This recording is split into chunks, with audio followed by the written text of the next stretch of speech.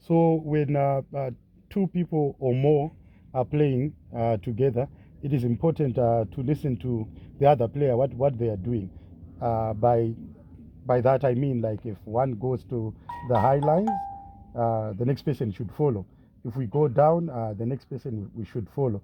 Or when we are playing certain parts, there are parts whereby we play the high on the left side and the low notes, and sometimes what we call the Pamsoro part, whereby we all shift to the left hand side, the high notes on the left hand side.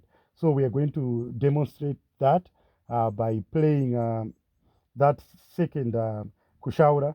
I will now adjust it a bit and turn it into Kuda will turn that into a kutsinira, so he will be following behind. But we're basically playing the same thing.